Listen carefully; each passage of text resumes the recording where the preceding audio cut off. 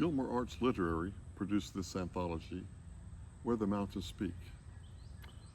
Poetry and stories from the heart of Georgia mountains. I contributed a story, All the Boys Are Stupid. I'm Richard Gnann, and I hope you enjoy it.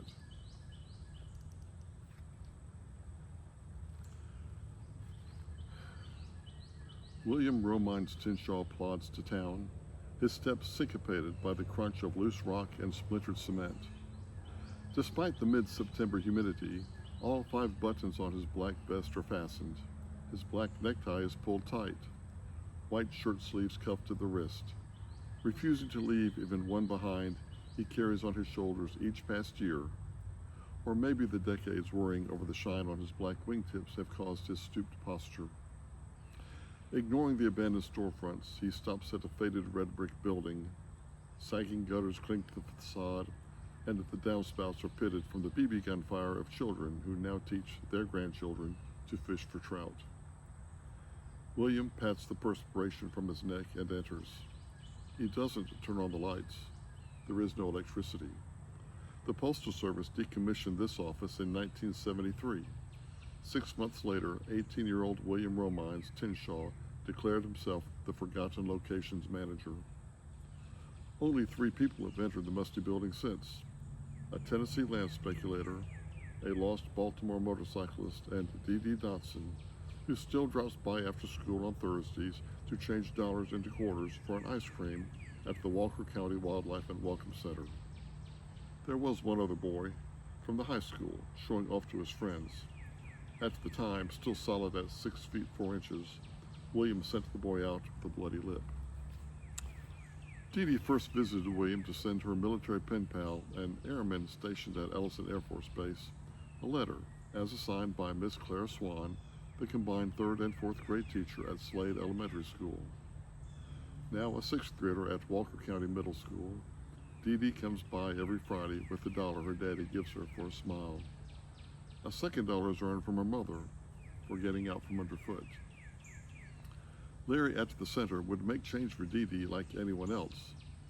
Dee Dee likes seeing the coins jingle out of William's white hand and into Larry's black hand, who, in his white polo shirt and white cap, is the reverse image of William. Today, Dee Dee scrapes her Nikes across the floor in her worn after-school blue jeans and green tie-dye t-shirt to slap the counter with her $2. She has to slap it again for William to hear. "You're early, Dee. Early release. They run the buses for that? I don't know why we even have to go." Dee Dee sticks out a hand for her quarters. "It's dumb, and all the boys are stupid." A strand of blonde hair falls across her face. William says, "You're early today." Dee Dee wiggles the fingers of her waiting hand. "You said that." Didn't I?" He jerks his back straight. "Early release, dumb boys." As soon as the 8 quarters drop in her hand, Dee Dee's phone is out of her jeans pocket to record their jingling. Kids are always recording things and putting them up on their Instagram or whatever. But today, the jingling in the phone, everything, has William tugging at the old ball chain attached to the counter. "Y'all get a visit to the Capitol this year? In Atlanta?" Dee Dee jingles the quarters again, and when William jerks the chain, she jingles them just a little extra. Just the chorus. Like a climbing roller coaster train, each tiny ball in the chain clicks against William's thumbnail. He says, "Grandma Romines read shape notes." Dee Dee smiles at William. She could always get William off whatever thing he wanted to talk about by smiling, and she'd almost forgotten to smile with all the talking he was making her do. Cool. She takes her phone what seems halfway up her nose and spins away, just like William's old fiancée used to do, Dee Dee's old 3rd and 4th grade teacher, Clara Swan. Clara always looked like something was stuck up her nose, and she'd spin whenever she walked off, especially when William said something she liked. William bought his own phone a couple of years ago. Everyone else had been three or four, and now he could see what people were wearing, what they were eating, even what they were thinking. It didn't take long for him to figure out how to watch Clara, and he checked on her more and more, waiting for her to say something about him. I wonder how William is doing. How does he stand at that closed-up post office? Everyone talked about him being crazy. William knew that way before they gave that high school boy a split lip. Lately, he'd been checking in on Clara almost every hour. She never mentioned him. He thinks of her. She doesn't think of him. Dee? She turns but leaves her hand on the door. William says, I went to the Capitol once, 7th grade. He twists the ball chain around his finger. No, twice. Junior high. Went with the chorus. I can help you with those notes. A girl in Dee Dee's social studies class said William smoked weed before he walked home, and there was a 7th grade boy who said things to Dee Dee. He would come over and try talking her into going off somewhere. I have to ask my mom.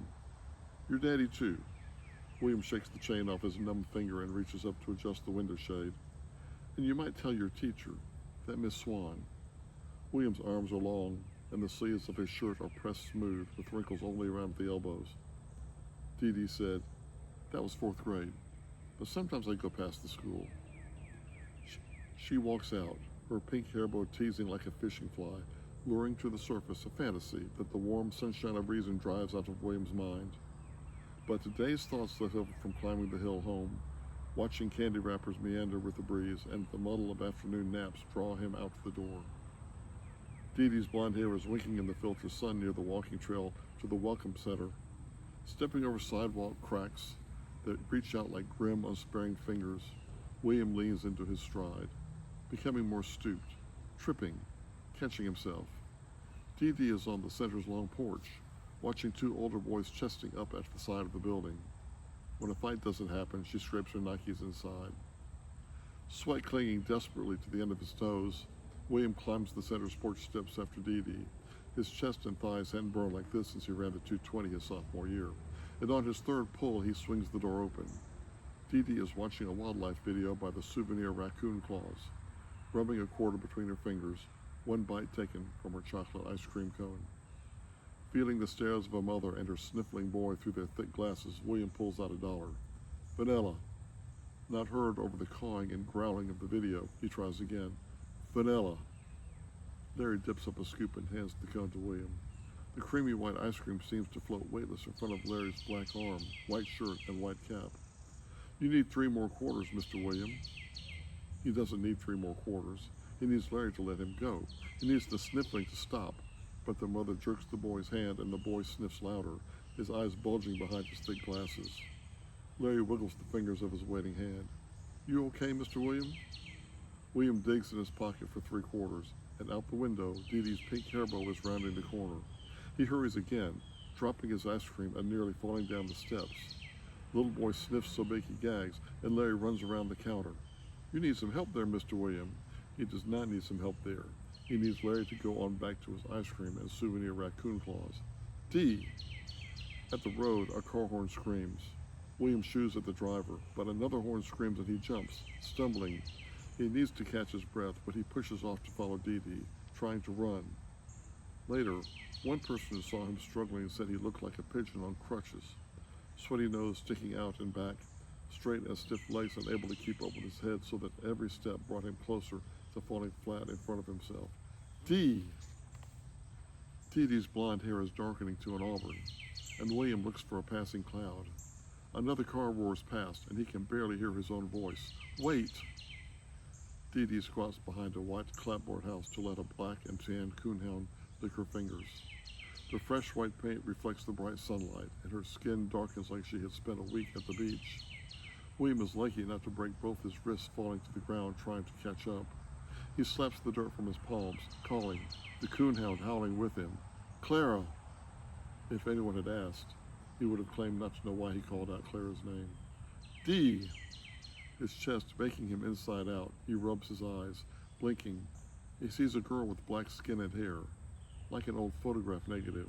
Her open mouth and eyes burn white hot through the emptiness of her face. Larry runs past Dee Dee. I called 911. Stay here now. A woman holds Dee Dee around her shoulders, yelling over the hound's howls. Stay here, baby. Dee Dee waits in her blue jeans with a spot of chocolate at the corner of her mouth. She wants to pull out her phone and take a picture, maybe a video, but people are crowded around. He nearly fell on the road, right in front of me. What was he saying? When the sheriff arrived, he asked Dee Dee if she could tell him anything. She said he seemed fine. She didn't know he was following. His heart was worn out. The sheriff stood and waited in case she wanted a hug. None of this had anything to do with you. The sheriff was tall, and his uniform was pressed smooth with tight, straight creases. She said, "I think you forgot my name." He forgot things a lot. "Did he buy you your ice cream?" "He just made change for me." Change. It was cool how he dropped the quarters in my hand. Dee Dee's mother had arrived and was running toward her. Her mom would want to hug even if she didn't, and she stood, reaching in her jeans pocket, feeling the quarter between her fingers. It was cool, catching the quarters and then dropping them again,